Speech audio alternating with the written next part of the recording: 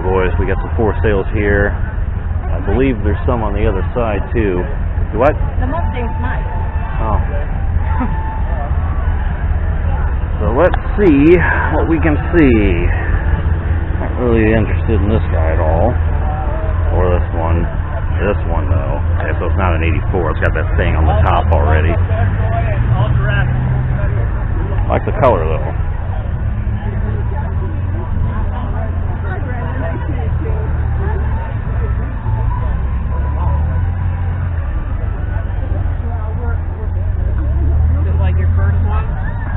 This one's an 86. It's like that guy that works next to me.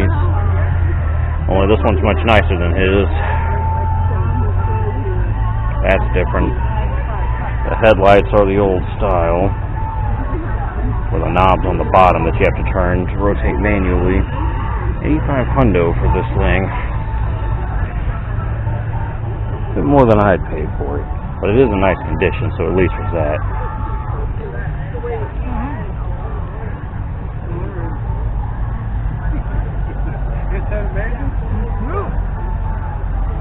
I had to put a headliner in it. That was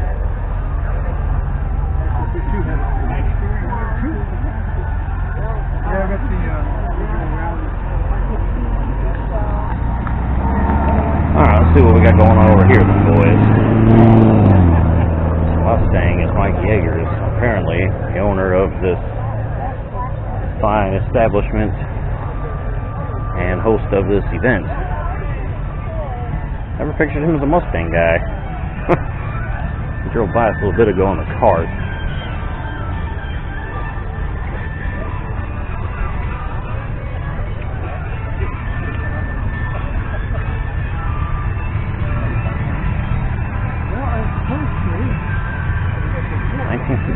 Ford Mustang. 27.9. People were here when Dennis DeYoung from Sticks did his show on that Saturday night. This is, I guess, a normie parking. Not sure why there's Corvettes over here in the normie parking lot. They have stickers on their car. Sit back, relaxing. On the window. Some beer and wine over here. So, I don't know. Maybe Ultimate gets the parking lot? That'd be my guess.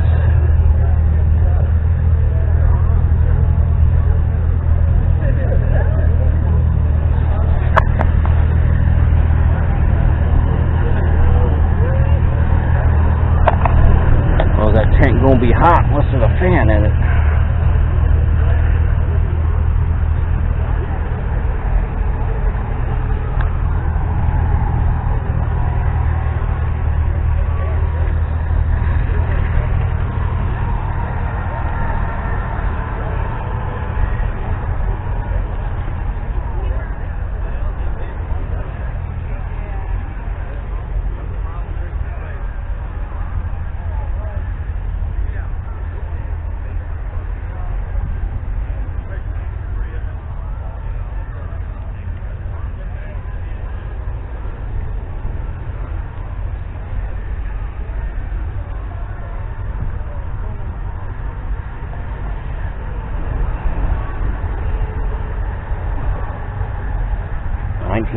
This is another year I would really like to have. If I was to have a C3, even though everybody dogs on the crossfire injection engine, I like it.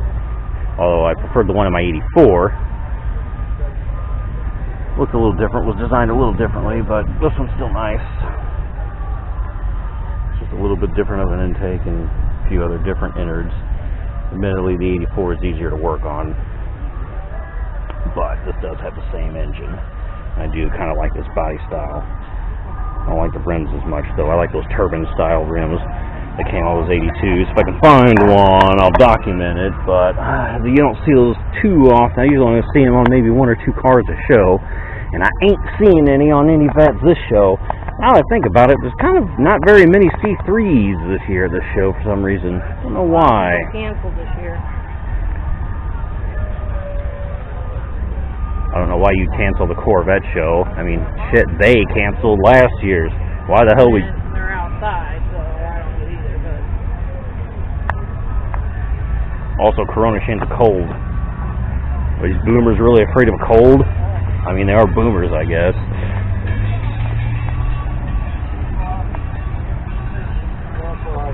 But theoretically, I'm always the youngest person here, since I was the youngest person to acquire the Vet at 18 and start attending these shows. Pretty cool.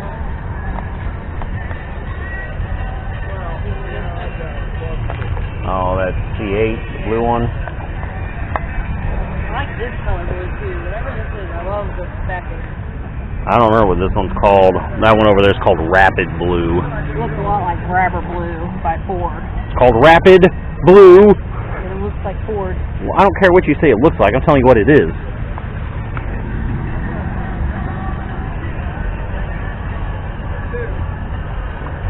Yeah, not a lot of cars for sale this year, boys. Usually there's a few more of them. And not last year, but 2 years ago there was an 84. I think it was even like the silvery gray color like mine was, but no, now we have an 86 that's kind of gold. I like the color on that, but the wrong year, boys, the wrong year. Alright, I think that concludes our cars for sale in the other side of the road tour. So I got to get to a seminar that starts at 1, so I got to find it first. Okay, boys, hopefully I'm in frame. Hopefully this picks up, and hopefully I don't get copyright striked with all the music playing behind me. But we're done with the seminar. Probably going to tack this video onto the cars for sale video rather than make it its own.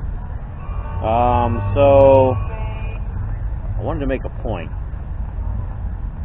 A couple points about this show. So I'm sitting in the seminar, right, and I'm looking around. Well, first I'm talking to Paul, the guy who does the seminars, before we even started. And he was talking about how he thinks GM really missed the ball. Like, they're targeting a lot of boomers and stuff with their Corvettes and their shows. And because the Bloomington show, which I didn't go to this year and I didn't cover, I lost interest in it a couple years ago. I didn't go to 20s or 21s.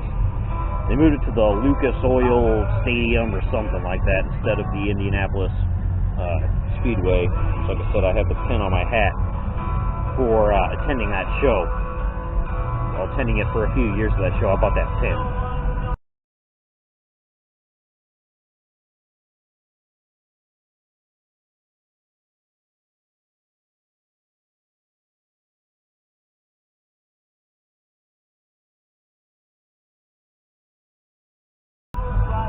And I did notice when I'm in the seminar, after it all started and everything, I'm looking around, I go, why am I still the youngest guy at these Corvette shows?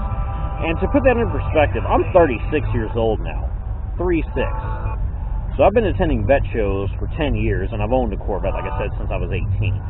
So 10 years ago, I was the youngest dude at these Corvette shows, and in the modern day, I am still the youngest guy at the Corvette. That doesn't make sense. As old as I am, how am I still the youngest dude attending these shows? So I don't know. I mean, Corvettes are kind of cheap these days, especially C4s like mine. I mean, you could probably even find some crappy C3s that are in, you can get for next to nothing. I don't know why there's not more young people at these shows. None of them boomers around here, if I'm honest. But none of them seem to be afraid of the Corona chain like they are at the hotel. Those must be normie boomers, I'm guessing. But, I don't know, I just think it's weird. I think GM really missed the ball. I don't know why they're not trying harder to, market to more younger people who might be interested in these cars. The only people that drive these cars, it seems, these days are midlife crisis people and up. So somebody who has their midlife crisis in the boomers. No young people. Nobody my age and nobody even younger, especially. Like I said, 10 years ago, your boy here was attending vet shows when I was, in the young. Might splice some pictures in around this part to kind of show that in my first year, my 2011 year, me and Carter, when I took the same one, my red 93, and he drove his 03 black Z06. And this is the part where we're just going to throw in a few Bloomington Gold 2011 editions. This is the vet part next to the pond. This takes place at Pheasant Run Golf Course. This was in St. Charles, Illinois, where the Bloomington Gold Corvette show was that year. We were parked on a beautiful golf course, so we got some good pictures of the vet next to this pond here. And then this is getting ready to kick off the Gold Tour, and I happen to be at the very front of this line, right by that cone, so it looks like I am the leader of the pack. So as luck would have it, I'm there. My buddy Carter's the back of the line next to me. So once that row takes off, I'm actually right behind him. So that's the order we're going. And then this is me and Carter, of course, next to our beasts. Me with my red 93, Carter with his black Z06. We got quite a few pictures. And this is just a small sample. I actually have hundreds of pictures that were taken that year. I have a big, huge picture of this blown up and hanging on the wall in my house. I forget what size those are, freaking 9 by 11 or something. We'll say the big picture frame of that one with me and Carter kneeling down in front of our cars from the front view. This is us from the back. It's my old Hollywood 1 plates. And then this is us back at the hotel room drinking our burr. And boy, this hotel room was tiny too. We got booked in at the last minute. It was a Super 8. The room smelled like smoke, and we were rolling 3 deep in the bed that year. And then this is me and Emily in the C4 Corvette, either our way to or from, and then this is her sitting in some dude C3 from Ontario. I probably should have even driven the 84 to that one. When I checked out that for sale gold one over there, 86, not an 84, so that makes me kind of sad. I would like to have another 84. So, contrary to what everyone says about the crossfire injection, the 84 was bitching. And so I think the next video will probably make it its own, where I'm just doing the road tour, and I think that kicks off in an hour and some change. So the problem is I brought like 15 red, white, and berries with me. I don't know how many I've drank, but your boy here has consumed a shitload of them. Like, I've drank so many of them, I don't know if I'm going to be able to do the road tour, because, like, you know, I don't have one of those PBTs, but I imagine I'd probably blow over .08. So yeah, there's that. But maybe if I quit now, in an hour and some change, I might be okay. I think it pops off in about 2. I don't remember if it pops off at 4 or 4:30 or what, but the road tour starts sometime at 4 or after. So that'll be taken from the perspective of the dash cam. We won't have any other footage from behind the car or anything. And I forgot my wavy mittens, so I can't wave at anybody with my Mickey Mouse hands or that giant finger, because again, I forgot them like I normally do every year. Forget them every year. One of these days I will write it down on the list and remember to bring them. Also, hopefully I can find them. But yeah, so there's that. So gonna do the road tour. That should be a fun time. Like I said, I'll probably have to stop drinking. You know, that'll be better for us all. Because here's how you, okay, if you want to know, here's how we're probably going to tell you. How do you get your insurance canceled with the quickness or something? Okay, if you want to, like, piss off your insurance company, drive, like, a expensive performance sports car, and then crash it into another one during, like, a freaking parade or something, and then that's how you piss off your insurance company and get dropped. So, yeah, the obviously worst thing to happen would be me freaking plow into the back of another Corvette with my Corvette, and then push him into another Corvette, and then the Corvette behind me not anticipate that I stop so suddenly, and crash into the back of me, and so on and so forth, and then the next thing you got like a 4 or 5 Corvette pileup caused by your boy here. So we don't want to do that. So I'll probably stop drinking for now. Red, white, and berries. Said I brought 15 of them. I don't know how many I drank, but it's been a lot. So, yeah, there's that. And another pro tip on the Corvette show, this ain't my first rodeo. I've been on enough road tours to know you take a squeege right before you go. Because here's another thing you don't want to have happen is when you're in the middle of a road tour and you're like, man, I really got to piss because of all this alcohol. And then, like, you're out in the middle of a road tour where there ain't no place to pull over, and not to mention you can't pull over because there's nowhere to pull over. Even if you do, you ain't getting back into the parade. You ain't getting to downtown. You ain't getting to wherever you're going. So it's a freaking shit show.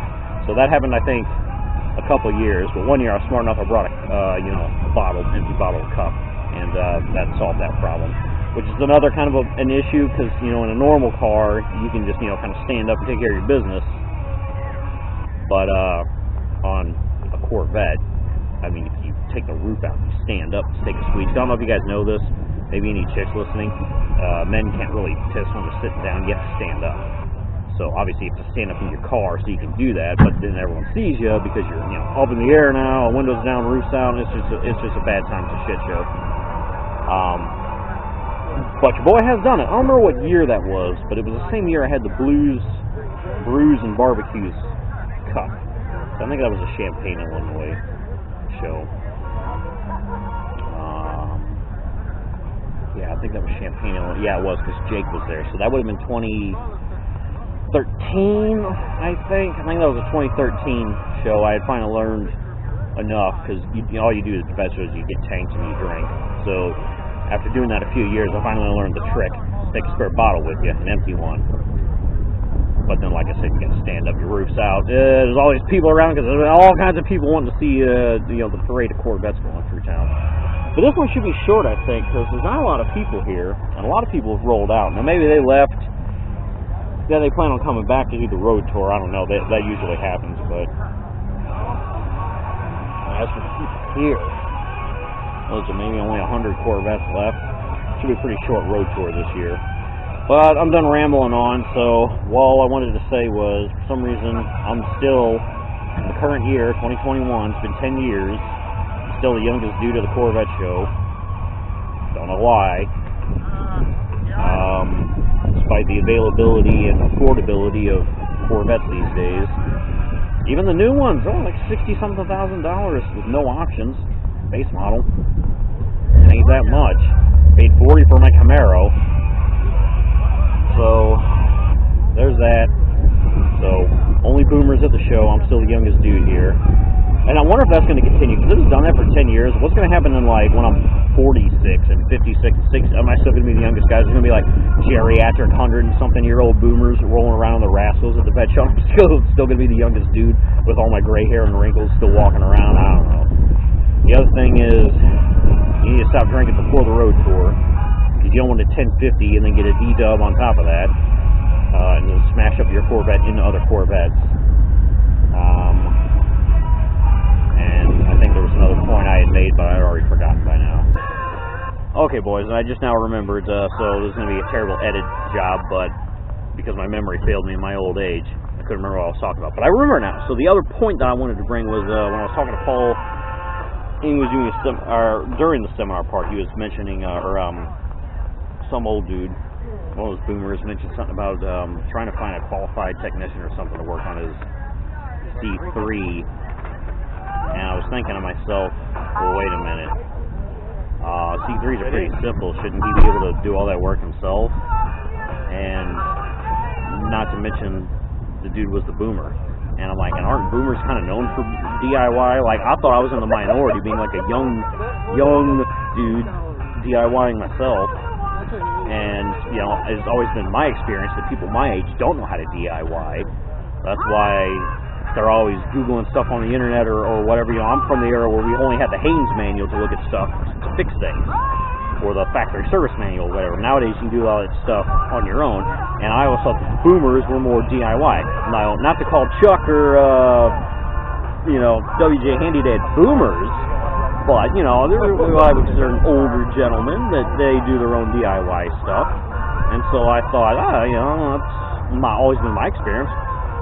That age know how to do their own stuff. And so, I don't know, I just thought it was kind of weird. I was like, what's up with these boomers that presumably have these old cars they grew up with, these C3s, not knowing how to do their own work, especially on something so simple like that. It ain't like a C4 and beyond where there's a bunch of complex computers and stuff.